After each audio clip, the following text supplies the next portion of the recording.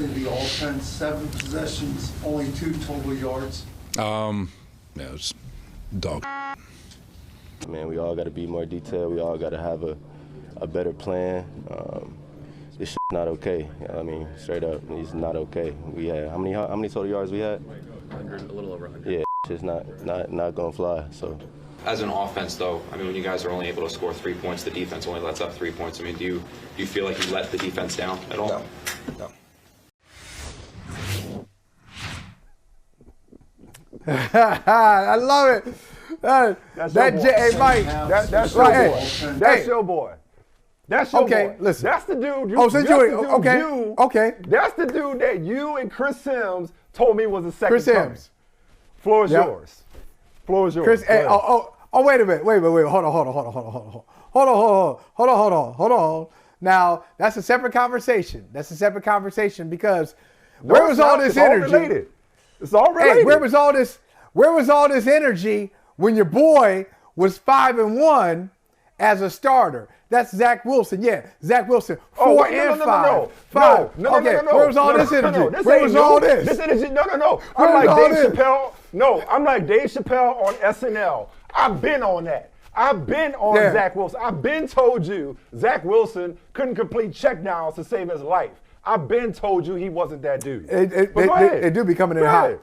They do be coming in hot. So first of all, I've been let's start on with that. Zach. I've been on it. Go ahead. Let's start with Zach. With yesterday's loss, in his previous 7 games as a starter, Zach Wilson is 5-2. With the 2 big losses coming in the division. You hit me with numbers. I love it. Okay, I'm just. My man went did some research. You came with the receipts for this argument. I just want to state the facts. I want to state the facts here before we start going in deep on Zach Wilson. Now, okay, here it is. Hey, Steve Serby, sit down somewhere. I know you've been doing this thing for a long time. Sit down somewhere, Steve. So he's 5-2. Yesterday's loss was his first loss on the road. So first loss on the road. It's funny how this all goes down because I know both offenses didn't do much yesterday. Combined, they still didn't even reach 400 yards. 2 offenses put them together did not reach 400 yards. It was that kind of game, that kind of day in Foxborough, Massachusetts. But I believe the game was won not on the Zach Wilson pick 6. I believe the game was won when a punter inexplicably, I don't know why he kicked it to him. I don't know. Punted to a guy who's, Google him. One of the reporters said yesterday, hey, when's the last time you returned a kick? And he ain't say anything. Marcus Jones, a little too humble. He was like, Tulsa. Well, we played Tulsa. I ran it back for 100 yards. Dude, this is what I do. I mean, this is why I got drafted. They don't play me at cornerback. They play me. I'm a returner. I'm a specialist. This is why I got drafted from Houston. First punt returner in the league this year. Go ahead. Continue. I'm glad they didn't call this. I'm glad they didn't call that at the end. That was a block in the back. I am not glad they didn't call it. And no surprise that the league says they got it right, because of course they wouldn't admit they got it wrong. That was a block in the back, clear as day. Oh, here we go. But hey, here we go. It happens. No, you got to get up on the ear hole like they taught you at McDonald's. Wow, he's in his back. Oh my God. He hit him in the back. Oh my God. But hey, listen. Okay. It happens. Anyway, it happens. Anyway, but I'm just saying, look, Zach Wilson, he's had 2, but my whole point is his 2 losses coming against the Patriots. He's never beaten the Patriots in his career. He had a terrible game 3 weeks ago against the Patriots, 3 picks. Yesterday, he couldn't complete anything, check down or otherwise, horseback riding or walking. He could not get it done. We got it. So look, I think it's too early. You sound a lot like Zach Wilson. Like you blaming everybody but Zach Wilson. Oh, he's facing the Patriots. It's Belichick. It's the special teams. You and Zach Wilson come from the same cloth apparently. Man, you got a hell of a cape on. Hey, you got that cape. You are Captain Save a quarterback today. One more excuse. One more excuse. That was the wind over to you. It was wind. One more excuse. Not yet. Not the conditions. The age. Oh, the age. How about this? The age-old excuse. Zach Wilson. He's young. Is 23. He's 23 years old. And like a lot of people at 23, you're doing too much. You're insecure. You're talented yet insecure. You're trying to prove that you belong in this game. You know what? I got some stake in this. I can do this too. And he winds up doing some really stupid stuff. But I think, Mike, it's just way too early to say he's not the guy. Or as you said, what'd you say? He's not that dude? He ain't that guy. Yeah. I've known it from jump. You set up, first of all, is it possible to be wrong and right at the same time?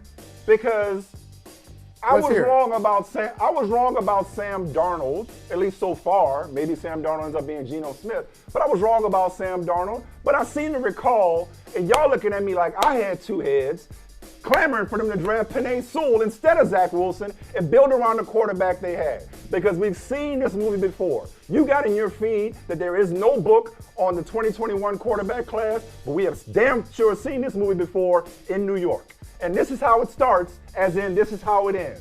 It's not a matter of when, it's not a matter of if, it's a matter of when. He's done in this town. We don't give quarterbacks, mostly for contractual purposes, as Baker Mayfield and the aforementioned Sam Darnold, we don't give quarterbacks 3, 4, 5 years. They got to decide whether or not he's the guy, as in now, if not next year. And he is so far from being the guy. And I'm not just talking as a player, but as a player, I'm talking about as a leader. Before I get to the leader part, the player part, leader part is not good. Numbers. That's not good. You came out with numbers. You were like, hey, he's 5-2 as a starter. He was 5-1. Okay. Yeah. He is also, to make sure I get this right, 32nd among 33 qualifying quarterbacks in passer rating, 33rd in completion percentage among 33 qualified quarterbacks, and 31st in touchdown passes to interceptions. I told you weeks ago, I'm pretty sure it's on tape, that the Jets ain't winning because of Zach Wilson. They winning in spite of Zach Wilson. Now, as for the leadership part, and you know I'm big on interviews. You know I'm big on the science of interviewing, right? So I critique questions. That wasn't a great question posed to Zach Wilson. Do you feel like the offense let the defense down? That's a confirm or deny question. I wasn't surprised that he didn't. I wasn't surprised that he didn't confirm it. And some triggering. And if I'm not mistaken, some trigger. And there's some a trigger language word, in there too. There's absolutely a trigger word. Yeah, you got it. You learn fast. Okay. However, as bad as the question was, the answer was infinitely worse. That was a check down. That was the equivalent of a check down. That was such an easy softball layup alley-oop question. They teach you that in quarterback 101 school. Even if you don't really believe it, your job is to say it's on me. Even if it's everybody else's fault. That's why you play that position. Not just to get with your mom's friends. I'm sorry. I'm sorry. I'm sorry. That's out of bounds. I'm sorry. I'm sorry. We can do that. No, we can do that. We can do that. That was low. That was low. We can do that. Hey, come on. Hey, whatever. It's not just for all the perks and the benefits that come with playing quarterback in New York. To your point, can I just say, to your point, apparently he knows how to say the right things when it really matters, when it's important to him. Thank you. He knows what to say, right? All you got to do is just say absolutely. Defense gives up 3 points, not even 10, 3 points. We need to win that game. And it starts with me. Yeah. Hell, I could do that. Like, just spout cliches. How hard is it just to say, absolutely, we let them down? That's your job as a quarterback. And he can't even get that right. So in New York, when you're up against that market, that fan base, that history, those demons, all those things, you got to be wired a certain way to survive in New York. And he ain't. That's fair. Okay, look, it's fair to say that. I just want to point out to you, Michael, now you do brother from another way. Once a week, half day a week. What is it? What's your schedule? Am I letting you down? Am I letting you down? Is that what you're suggesting? Am I letting you down? Am I the Jets' offense in this conversation? Am I only giving you 3 points? I didn't think of that. Hey, player. I come in one day a week and I come in hot. And I give you a week's worth of hot takes in one show. You need a Marcus Jones. You need to be a Marcus Jones and not a Zach Wilson. Okay, change it. But in all seriousness, I'm a specialist. You do brother. I'm a specialist. That's fair. That's fair. I'm a specialist. You do brother from another once a week. But you're doing it because what's your other job? Your other job, you're working where? Let the people know. just in case Amazon it's their Prime first time. Video, Thursday Night Football. Amazon Prime Video. Thursday Night Football. There are some stars on that show, whether you recognize them as stars or not. Michael Smith is one of them. Taylor Rooks. Shout out Taylor Rooks. Okay, two. But there's another star on that show, Ryan Fitzpatrick. Okay, I point out Ryan Fitzpatrick because the last time, you want to talk about Zach Wilson, this is macro, baby. This ain't micro, this is macro. The last time the Jets beat the Patriots, Ryan Fitzpatrick was on their roster.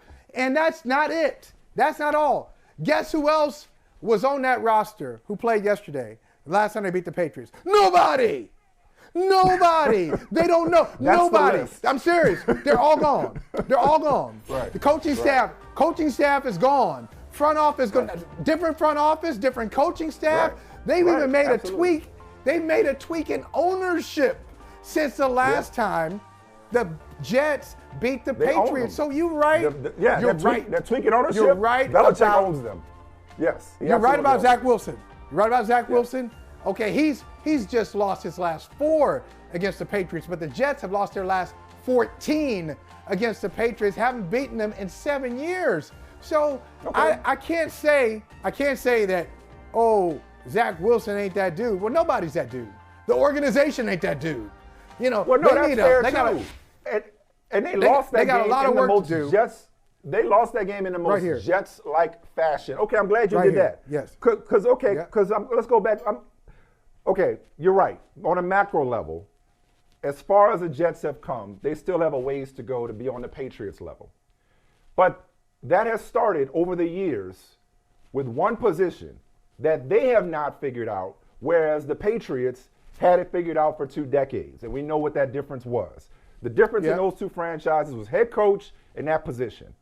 They can't get coach right, although Robert Saleh he has some staying power. They can't get coach right, they can't get quarterback right. You and I love playing Madden. And whenever we would scout quarterbacks, the first column we would go to is awareness. Yeah. There needs to be a column for self-awareness because Zach Wilson lacks both awareness when it comes to his reads and self-awareness when it comes to reading the room. Oh, shit, that was a bar. Zach Wilson lacks awareness when it comes to his reads and self-awareness when it comes to reading the room. So everybody in New York by now is used to the Patriots owning the Jets. Okay, fine. We don't disagree there. Where this gets worse is your quarterback completing 9 passes and the offense punting it 10 times, and he's asked a simple question of whether or not you let the defense down, and he's like, no?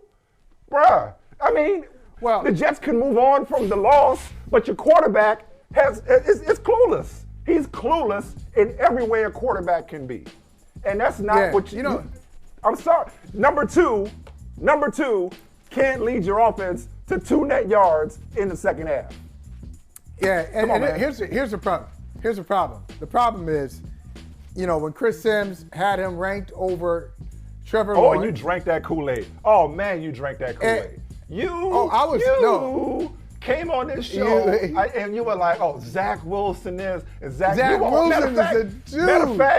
Matter of fact, you were the kid in house party pouring the sugar in the Kool-Aid that made your teeth hurt just looking at it because you was gassing up Zach Wilson even before Chris Sims was. Come to think of it. Yes, I was. At BYU, yes, I was. BYU, you were talking about he was the BYU. next big thing. And, yes. And what's wrong with even before the draft me? What's wrong with me watching BYU football in the first place? Like, what am I doing? You watched the long passes. You watched the off-schedule stuff. I was watching the scrambling to the left and throwing to the right. And you bought into he's the next Patrick Mahomes. Sadly, Mike, I was watching this dude's games. As a matter of fact, I can tell you the one loss that I witnessed, I was rooting for him. I was like, oh man, come on, Zach. I watched the Coastal Carolina game that they lost. And I was trying to do what I'm doing right now. I was like, well, that ain't Zach's fault. Hey, it's like Jamie Foxx doing the Doc Rivers impersonation. It ain't Blake. Don't blame Blake. It's not Blake. It's not Blake's fault. It's not Blake's fault. Hey, Scotty. Yeah. So look, one more excuse. Wait, there's more? Okay, okay. What else you got? No, Meanwhile, forget it. Patrick Mahomes Yeah. can't lose in November, Forget but that's it. a conversation for later in the show. November or December, for that matter. Talking about No, I just don't Patrick understand. Mahomes. I really don't Apologize, understand. Patrick Mahomes. I really don't understand what he's doing though. Seriously, I don't understand why he hasn't come across, or he hasn't come across someone, or someone hasn't stepped up to him and said, "This is not what you do." Because what he's doing right now, what he's doing in New York, his New York media approach, I call this. This is called a Kyrie. So I figured it out. It's called a Kyrie. Now, in this sense, not the geopolitical, not the we're not talking about any kind of cultural issues. I'm talking about standing in front of a bunch of microphones and not thinking, "Oh, I'm not talking to them. I've got somebody greater. I'm talking to a greater audience." Right. They Talking to get the locker caught room. up. They get caught up in the question and they personalize it to that person. I'm not gonna let this person punk me. No. Right. No. It ain't about the person. That person's a vehicle. You're launching. You're gonna launch to get to your bigger point, but they miss it. And so he's missed it. We've lost him. Maybe we've lost him. Right. He can't play the game on the field or at the podium. Doesn't know how to play the game. Doesn't have a feel for the game. Maybe he develops it, but the Jets don't have that luxury. It's time for takeoff, and he's delaying departure. They think they're going somewhere in places they ain't been in a long time, and they got the defense to do it. Yeah. He's holding them back. He's the last one. He's my- that person that you're like, "Yo, can we leave? Oh, we're waiting for a couple more passengers. I'll be damned." Yeah. Can I say one more thing? Yeah. He's only 20. He's only 23. Oh, listen. I'm 43 and I say a lot of stupid stuff. So I'm just saying though. Like if somebody probably told me said- an easy one. You probably said dumber stuff at 23. I know I did. Come on. Oh, definitely. Oh, definitely. Come on now. Oh, listen. We about to talk about the dumbest thing I've ever said, at least in recent memory. May not be ever. Probably on this show. My worst take What was ever. it? This Well, take let's hear keeps it. me up at night. It keeps What me was up it? at night.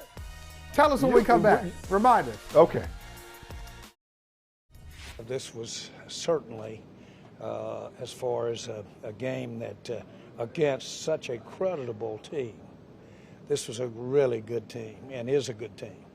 And for us to come in here and play like that on all sides of the ball, particularly the way we kept them out of the end zone on a touchdown, is just unbelievable. And the positive, I know our fans are excited, and you should be. I, too, thought this game was going to tell us what we are. I don't know that we're that. I really don't. But I know this, that we're not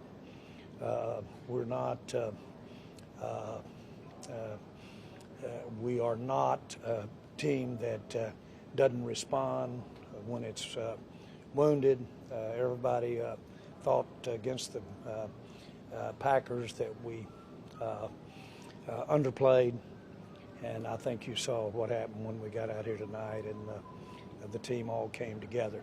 I think if we use the experience of what we're having in the season, then we're going to be playoff ready. But I sure do think that what I see out here right now is the team like that you could go get a Super Bowl with.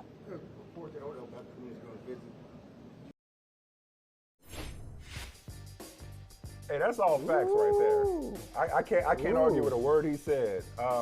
Couple of things, and the word weak, both spellings, comes to mind.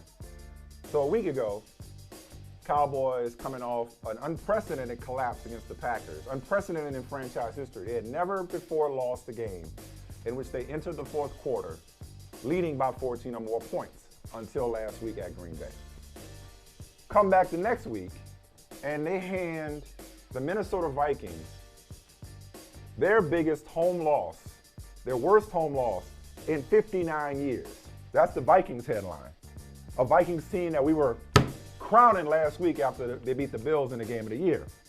But You the want to big crown news them? is, in the glorious history of the Dallas Cowboys, That's the biggest road win in Cowboys history. 40-3 over the Vikings is the biggest road win in Cowboys history. I read that today, and I'm like, really? I would have guessed that they beat somebody by more than that on the road, but apparently not. Like some expansion team or something, you know. Oh, it's just an something. All the overmatched games that the opponent. Cowboys have won. Yeah. Right. All the great teams they've had. Yeah. So that was what a difference a week makes. But weak in terms of mentally, emotionally, and psychologically weak. The Cowboys, we talk about the Jets, we talk about the Chargers, we talk about the Browns, we talk about all these different franchises that come up with new and creative ways to lose games. And typically the Cowboys and a lot of people have made their brand in this here media industry, built their brand on the backs of clowning the Cowboys. Clowning the Cowboys, self-destructing. And for them to bounce back from last week, and do this 180 at the expense of a team that is legitimately a good team, better than 40-3, speaks volumes not just about their ability, but their mentality. And so I got to give it up. I don't know what you're talking about when you said in your feed, I know you won't give Mike McCarthy his flowers. When did me and Mike McCarthy go back to when he was New Orleans offensive coordinator. What you talking about? I won't give Mike McCarthy his flowers. Yeah, everybody says that. Like, you mean like you people. You all, y'all. Or you mean y'all, me? Y'all. Oh, But you know what? Okay. I might not be talking about y'all. I might be talking about y'all and you. Because you know what? This, you know, okay. And I don't want people to go back with me like this. Because you just did something that Trotter did a few weeks ago. What's that? He's like, you mean regular brother from another host, Jim Trotter? Jim Trotter. That I'm sitting in for? I'm sitting in for Jim Trotter at this point. Sitting in for Jim Trotter. Hi, Michael Smith in for Jim Trotter today. Trotter, who will be here tomorrow, Trotter's like, oh yeah, Mike McCarthy. Oh, he's a friend of mine, and yeah, I love Mike McCarthy. You know, I remember he was this and this, and then just go off and then clown him. Like, okay, that's your boy, but I don't hear no respect though. Hey, everybody want to tell you how long they've known him, how long they've been down with him, but they never really want to say. Almost like a qualifier. He's like, listen, this ain't personal. I'm telling you, Cowboys fans, you're not gonna listen to me. I'm gonna tell Cowboys fans this, and I know we're gonna talk to some Cowboys fans. They're gonna disagree with me. You've got the better coach right now than the one you're looking for. You're looking for Sean Payton. Mike McCarthy's better. I said it without apology.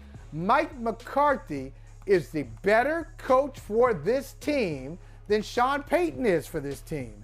And so, it's almost like when they lose games, only Mike McCarthy wins. Mike McCarthy only loses games. So he got 4 losses this year. No, that's fair. He's got 4 losses. Payton, that hypothetical is kind of hard to argue with because they look really good right now. So to suggest that Sean Payton would have them in a better position is kind of moot. But I understand what you're saying. Mike McCarthy deserves credit, whereas he only gets blame. That's a fair point. But he does deserve blame. Everybody else has. For the way they self-destructed last year. Last year. Everything he got coming off the playoff game last year was fair. And he has had issues in terms of management over the years. But he is a Super Bowl winning coach. He deserves more. Look, I mean, nowadays it seems like Aaron Rodgers is missing what he had once upon a time. So I'm with you on that. You said it. But here's the thing. But I'm going to say this, and I'm not going to say anything else, at least not anytime soon. Because I teased this before the break. I've been in this sports talk game for 20 years. There is not a take that I can recall regretting more than after week 1, declaring the Cowboys season over when Dak Prescott went down to injury. That's just, I mean, I've said a lot of dumb shit over the years. That's right up there. Like that's, I mean, because usually even the things the plays that I want back, I could at least say, well, here's what I was thinking at the time. That was just so bad. So with that in mind, the moment, I'm gonna cede the floor. I'm gonna cede the floor to a couple of our sisters from another mister, a couple of our friends of the show, a couple of Cowboys fans, Ashley Nicole Moss and Britt Johnson, who are going to sit up here and educate both of us, or me more than you, Michael, on the Cowboys. And I'm just going to sit back and do what I usually do when smart women are in the room and just listen and shut up and relax and take notes. Because, yeah, I got this one wrong. I've been off it, Ashley, but I got to keep reminding myself, because I got to keep taking accountability, Zach Wilson, for my error back in week 1. So, Ashley, the floor is yours. Talk your ish about your Cowboys.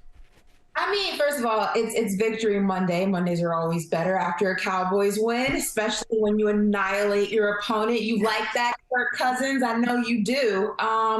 Listen, I don't think the take was just like, I don't think it was an asinine take. I think a lot of people thought the Cowboys season was done. Nobody really knew the severity of Dak's injury. I think Cowboy fans also were like, here we go again. We know what the team looks like when he goes down. Cooper Rush, love him as a backup quarterback. He's a great guy. The guys respond well to him, but he's not Dak Prescott. And the team does not function without Dak Prescott. And, you know, you were going to always be able to get a few wins with Cooper Rush, but as you get deeper into the season and into the playoffs, that was always the concern. And if this team was even going to be playoff ready without Dak at the helm. And luckily for us, you know, Dak is Wolverine and he can heal like that. And the injury wasn't as severe as it looked in week 1, and the season was able to be turned around. And that's just, you know, sometimes some guys heal faster than others. I can't say that if that was another quarterback, the result would have been the same. But for the Dallas Cowboys, luckily, Dak Prescott, like I said, is made of steel and he can bounce back. But I don't think it was an asinine take. It just so happens it's a freezing cold take now that, you know, the Cowboys are 7-3. Didn't age well. Well, I don't think Britt's going to be as kind to me right now. Because I was actually on the day after Dak Prescott suffered his injury, and I have not been on the show since because you guys thought I was crazy because I said the Cowboys would be 5-3 with Cooper Rush. They ended up actually being better. They were 6-2. So shame on me for even thinking that worse of the Cowboys 5-3. But you guys literally thought I was crazy saying that. I was not worried at all, and I said I wasn't worried because I had been in training camp every single day, seeing what the Cowboys were doing, seeing what their energy is in the locker room. And I said before, Cooper Rush had worked with these young wide receivers the majority of training camp, and I saw his accuracy in training camp, and I saw how great he was in training camp, and so I wasn't worried at all. I'm actually most impressed to see what Brett Maher did, because in training camp we had 3 kickers. We had Jonathan Garibay, Liram Hajrullahu, and Brett Maher. Fans were so upset to get Brett back. No fan I heard of was excited to have Brett back. In training camp, they were all really terrible. They were going like 4 of 9 on 30-yard field goals in training camp. Everybody was terrible. So to see what he's done now in week 11, amazing. Like nobody saw that, but I did see Cooper Rush coming in and kicking butt. You did. So I want to ask you both, Ashley and Britt, and Ashley first. Before you came on, we played sound from Jerry Jones, who said what we saw out there. He said, I'm not sure we're that, but hey, essentially we're capable of winning a Super Bowl. And if the Cowboys are that, the Cowboys are capable of winning a Super Bowl. Yeah. If they don't, let's say if they don't, what would be the biggest reason that they don't win it? Ashley first. I would say it would come down to play calling schemes and time management. I mean, we see this all the time, right? It's always impressive when you can win in the regular season and when you can win consistently. Nobody's going to knock that, but the Cowboys have always fallen short when it actually counts. And you can only do that so many times until people start looking at you as like, okay, they're just a regular season win team. And for me, I said this at earlier of the season, when I was on the show, like, this is the year the Cowboys have to go ahead and say, we can win when it counts. The regular season does not matter when the playoffs come around. Your record in the regular season's irrelevant. You have to be able to do it when it means the most. And for some way, shape, or form, whether it's time management, whether it's injury, whether it's schemes, whether it's play calling, there has always been something that has been a wall at that point of the season for the Dallas Cowboys. And there can't be any more excuses. You can't go into every single season being a Super Bowl contender and everyone putting their money behind you and saying, this is a Super Bowl team, this is America's team, the most valuable franchise in the NFL. And then when it comes around, you're booted out in the first round. It does not work like that. It has to go ahead and be consistent even into the postseason. And I think that if that does not happen, the Cowboys are going to be in for a rude awakening. And I think Jerry Jones is really going to have to go ahead and make some significant changes to make sure that the following season, this is a team that you see deep in the playoffs, because the regular season doesn't mean anything anymore. I think for me, it's their attitude, and attitude definitely reflects leadership. And you see that from Dak coming down. When Dak doesn't start off a game having a good game, the game's not going to go well. We know that as Cowboys fans, we see that time and time again. Yesterday, it was great because Micah kind of kicked off the game in the first minute and a half with that strip sack that Dorrance Armstrong recovered. So that was a great start to the game. But if we don't start with momentum, we always end up being a step behind the whole entire game. So I think the main thing for us to do is have the momentum in the beginning, and then if we don't have it, be able to grow that, be able to have a moment where we can be like, okay, we're not winning right now, but we need to take that extra step to do better. Jaron Kearse was asked yesterday, you know, what team are you guys? Are you guys the Packers team that lost 2 weeks ago, or are you the team that won yesterday? And he said, we're both teams. And I think you need to have more of what we saw yesterday than what we saw 2 weeks ago, but it is right. They're both teams. Micah Parsons kind of reflected on that and said, I like taking constructive criticism, and that's what we need to be doing as a team. We need to be able to take constructive criticism for the moments where we lack it. We need to self-scout more, do all of those kind of things, and have those opportunities to be great. And I would say one thing, whatever we need to do to make all the Cowboys fans very, very upset before a game, let's start doing that. I don't care if you run into somebody's car, do something, because clearly they play better upset because they were really mad. The locker room was very upset last week, more than a typical loss. And I think that that's what catapulted this win this week. We have a short week this week, so I don't know how that's going to work out, but somebody make them really upset because clearly they play better that way. And I'll add, you know, to what Britt said, you know, we see this in all sports, right? The momentum always shifts. So if you start off bad, there's always multiple opportunities in a game to go ahead and change that trajectory. A team that starts hot doesn't necessarily finish hot, and vice versa. I think it's not worrying about what's behind you and always worrying about what's in front of you. And that's in any sport across the board. We see that in basketball. A guy's not shooting well in the first half of the game,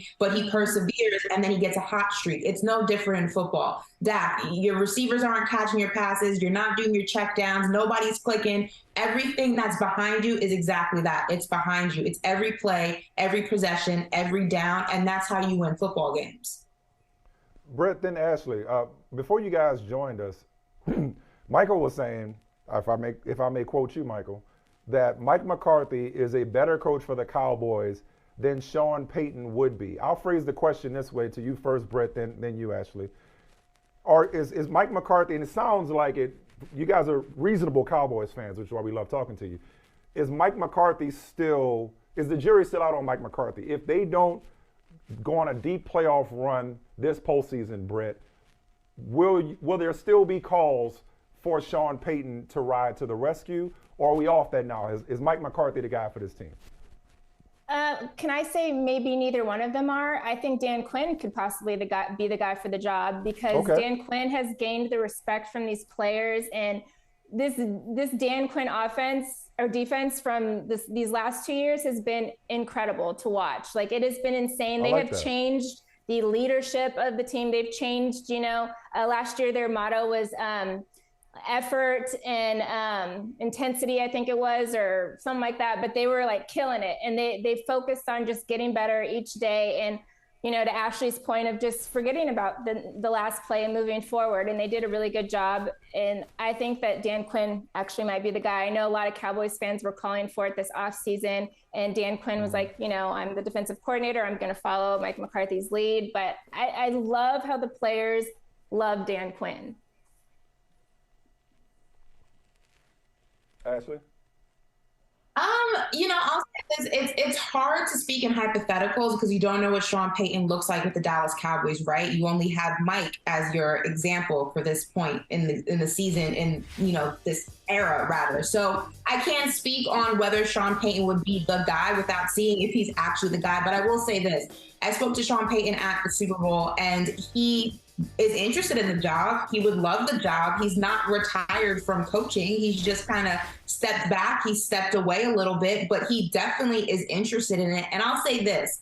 Jerry Jones has had a bad habit in the past of holding on to things for too long. You saw it in the Jason Garrett era. It was a lot of mediocrity, and it just seemed like he was not willing to make the move when the move needed to be made. It was always one more shot. You give him one more season, one more week. And the NFL moves quick. We see this constantly, whether it's with players, whether it's with front office, whether it's with management, whether it's with ownership. It's constantly moving and it's constantly evolving. And if you're not evolving, you're staying stagnant. And if you're staying stagnant, you're not staying competitive.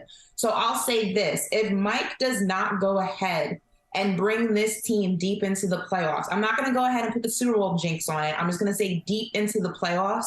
Then Jerry Jones and the Dallas Cowboys really need to go ahead and look at what is the time frame with this unit that we have. I remember, thinking back to the Tony Romo era, one of my frustrations was we had a really good team for a short window of time, but there was always something that went wrong. And a big piece of that was Jason Garrett, right? So I would like to go ahead and see movement made quicker to go ahead and capitalize on what I think is probably the best Dallas Cowboys team we've seen in a very long time. And if Mike doesn't get the job, whether it's Sean Payton, whether it's Dan Quinn or somebody else, a move has to be made to capitalize on that. Yeah, and to your point, Ashley. I just gotta say this. I'm getting annoyed here, Mike. I'm getting annoyed. I gotta let you know. Okay, I'm getting annoyed. Now I realize that the Dallas Cowboys are America's team, but Mike McCarthy is Black America's head coach. I'm gonna tell you why. Mike McCarthy is Black America's head coach because he does things. He does things, great things, but never gets credit for it. He has set up a foundation and never get credit for it. Okay, look. He built this joint for free. Hey, right, come on now. We're not here without Mike McCarthy. Okay. He invented peanut butter.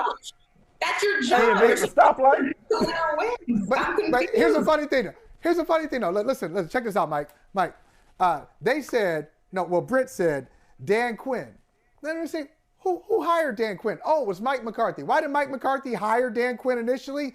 Because the Cowboys had the second worst defense in their history. They were giving up almost 500 yards per game on defense in 2020. So Mike McCarthy said, let me bring in Dan Quinn. Secure enough to hire another head coach who some people think is capable of replacing him. Mike McCarthy loses Dak Prescott, brings in Cooper Rush. Cooper Rush keeps him in the race. They're able to even compete for a divisional title because he had a backup quarterback ready to play. All these things McCarthy has done, but when they lose games and they mismanage the clock, it's all McCarthy. Y'all up here pining for Sean Payton. I hope you get what you asked for. You're really scratching the bottom of the barrel for this. You're scratching the bottom of the barrel for this, Michael. To make your point, you're really digging deep. I mean, I get it, but he's also a head coach. It's his job to go ahead and produce wins in the regular season. It's his job to make sure that next man up, aka Cooper Rush, is ready to go when your franchise guy goes down. But it's your job ready to go, but to win. People to go ahead and help you produce wins. All of those are in your job description as a head coach in the NFL. So I'm confused on what I'm patting him on the back for. That is what you're hired to do. Right. And this is the same Mike McCarthy that also made a play or a call last week that cost us the game. He decided to go for it on 4th and 3 instead of kick a field goal, which would have potentially kept us in the game or tied the game. And to be very fair here, Will McClay, who is the man behind the scenes for the Dallas Cowboys, he's actually the one that has drafted most of these guys that are currently on this roster that's doing the thing right now. He's the one that got Micah Parsons there. He's the one that got Sam Williams there. All of these guys in the last, 7, 8 years has been because of Will McClay. And this is, unfortunately, probably one of our last years to have a potential to be this, because Tony Pollard is at the top of that list as this is his contract year. Can we afford to pay Tony Pollard next year? I don't know, but there's a ton of other guys on the list that are in 1-year contracts, 2-year deals, and there's a lot of guys that are going to be owed some money next year if they decide to re-sign with the Dallas Cowboys. Dalton Schultz, there's a ton of guys on this team, so I'm kind of nervous about that. Now is the time to win if we're going to win, but Will McClay, to be fair, is the guy that's got this roster to be what it is right now. You tried, Michael. You tried. It's okay. It's okay. It was a reach, but This is great, though. We appreciate I just like that the focus shifted to Michael's take as opposed to me writing off the Cowboys at the beginning of the year. Thank you, ladies. Y'all were brilliant as always. We'll see y'all down the road. thanks for having us.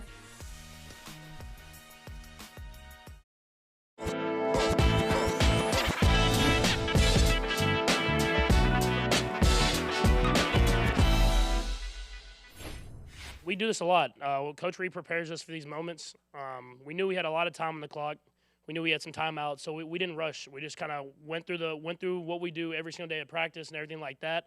And we executed. And I thought, obviously Travis. It's Travis. He's the greatest tight end of all time. He makes plays like that win games. What's special about him is he just competes. At the end of the day, he's going to keep fighting until the very end. And that's when you see that, I think it not only is impressive for him, but it gets other guys going. It shows that, like I say, he's one of the best, not the best tight end of all time, and he's coming to work every single day to get better. And so that shows you whenever you step in the facility, you're like, man, I got to get to work. If this guy's doing it, I have to be able to at least match that. And so that leadership that he brings, as well as the play he brings in the field, is special, and it takes a lot off my shoulders. Last night was Travis Kelce's 33rd 100-yard game. Charles Robinson, which is first place all time among tight ends. I believe he passed Rob Gronkowski. Listen, obviously Patrick Mahomes is biased, so let's bring some objectivity here. We're just going to say receiving. Just receiving. Because, blocking, he can't hold a candle to Gronk as a blocker. Is Travis Kelce the greatest receiving tight end ever? I work with Tony Gonzalez, so maybe I'm a little biased. I think about Shannon Sharp before Shannon these dudes Sharp, around like wide receiver. Antonio Gates, Kellen Winslow. Antonio Gates. What say you, Charles? Is there an argument for Travis Kelce? Oh, I don't think there's any question. There's an argument. I think that's a different era. It's interesting because when you look at tight ends, well, it's a progression, right? All those guys we just mentioned, they paved the way for Travis Kelce to be the player that he is now. He's amazingly special as a pass receiver, but had it not been for Tony Gonzalez, had it not been for Antonio Gates, had it not been for Kellen Winslow, I don't know that we get to this point with tight ends where they're not stands primarily on the shoulders of giants. Yeah, absolutely. But that's fine. There's nothing wrong with that. It's been a wonderful development with the position. He's special, and can't we just say he's special and we don't have to say No, we can't do that. No, we listen, can't. it's like No. we always I listen to you guys and we get into these arguments about Bron and Jordan and Kobe and you know what? I just watched the Redeem Team documentary, and pick one, Charles. Now listen, I grew up in the Jordan era, right? Right. So I would always default to Michael is Michael, and there's no, that's it. That's G-O-D, and you go out, you descend from there. But when I watched the Redeem Team and I watched Kobe, I was like, why can't I just love both these guys? They both were just completely special, a different mentality. I don't want to sit here and have to divide up these two human beings because they were both amazing. Charles, you're special, because I'm telling you, I didn't expect the Travis Kelce question to get us to Redeem Team and Jordan versus Bron versus Kobe, but you took us there, brother, and I appreciate that. Hey, tell him. I told Michael Holley. Tell him, Mike. Tell him what the example is. It's Prince and Stevie Wonder. Michael loves both, but he's a Stevie Wonder guy. I love both. I'm a Prince guy. It's there's no wrong answer here. There's no wrong answer. The Chargers, conversely, do not have an answer for the Chiefs. And here we are, as we sit here now in the AFC, is it same song, different verse? We talked about the AFC West was supposed to be this gauntlet. It's not that. Yeah. Is the conference still, does it still go through Kansas City? I know I'm preaching to Michael Holley's choir. Does this conference still go through Kansas City, Charles? Yeah, I don't think there's any question that it does. And to me, it's interesting because this is like the AFC West version of like Jets Patriots. Like they just can't, they're never going to figure out how they can beat Kansas City consistently. And what's special, I think, about Kansas City and why I think Patrick Mahomes is clearly the MVP front runner right now, isn't just because of the fact that he's on pace to, shatter the record for passing yardage, having one of his greatest seasons yet. But if you watch that game down the stretch, Travis Kelce, amazing. But look at the ball placement, right? Look at where he is getting the ball when Patrick Mahomes is letting go of it. It's perfect. He does not have to break stride. It puts him in position to utilize every ounce of what Travis Kelce is. That's what you want out of a quarterback with perfect ball placement. It gives you all that yak, big explosive plays. And I wasn't sure that Mahomes could do this without Tyreek Hill. I was like, I don't know, man, you're taking away this special guy, the most perfectly matched duo in the league, and yet this is what he's doing. Meanwhile, we look at Aaron Rodgers, and we're like, man, that dude definitely misses Devontae Adams. Man, the Titans definitely missed A.J. Brown. He lost one of the most dynamic players who might break the receiving yardage record this year in the NFL, and it hasn't even been a blip. He hasn't broken stride. It's amazing. Well, then he was down two more receivers last night, and Juju and Nicole Hardman. So it's just, he's putting together a special year. Go ahead, Mike. I'm sorry. So, no, I'm just going to say, Charles, help us out. Mike talk about, same song, different verse, or same old song. Really, let's go bigger picture, because we had a lot of fun talking about the offseason. Oh, man, the offseason is great. But essentially, we've got, in the AFC North, we've got, let's be grown-ups here. Steelers out, Ravens in, from last year's playoff teams. Steelers made the playoffs. They're not going to make it this year. Ravens didn't make it last year. They're going to make it this year. The Raiders made it last year. They're not going to make it this year. The Dolphins will. Then everybody else, I see the Titans there. I see the Patriots. I see the Bills, the Bengals. I mean, okay. So if we're going to do this and we're going to learn, what have we learned about the offseason? I know we thought one thing, and now we're seeing something else. So as we look back, what should we have known that we didn't know? What should we have considered that we didn't consider?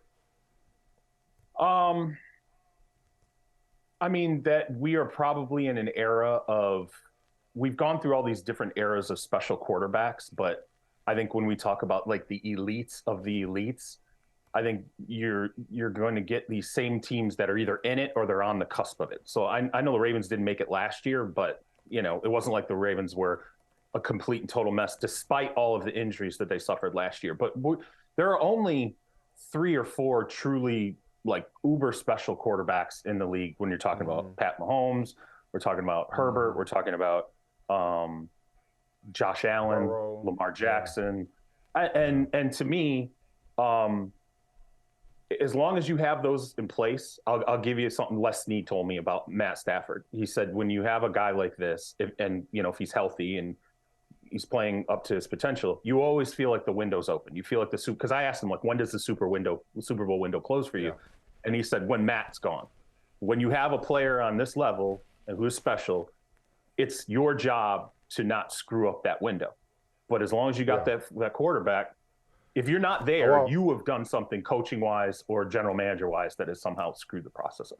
Well, nobody had a worse best offseason than the Broncos. They did nothing right. Head coach, quarterback. Unbelievable. Yeah. It's just so bad. Real quick, he might not make it. I'm not just no doubt. I'm not just asking you this because you have him on your bench and you're juggernaut of a fantasy team, but is Odell Beckham a Dallas Cowboy by the time we talk to you? The next time we talk to you, is he a Dallas Cowboy? Can't believe it's Cowboys Giants in a battle for the heart of Odell Beckham. He is going to visit after Thanksgiving, and the plan inside the Cowboys organization is not to let him leave without signing. There you go. That is so sexy. That is so sexy. I love it. Who would have thought we'd get here in 2022? Odell Beckham's a Dallas Cowboy. Great stuff, Charles. All right, later, guys. Hey, thanks for watching Brother from Another on YouTube. Make sure you hit subscribe before you leave, and be sure to watch us 3 to 5 p.m. Eastern Time on Peacock. Appreciate you.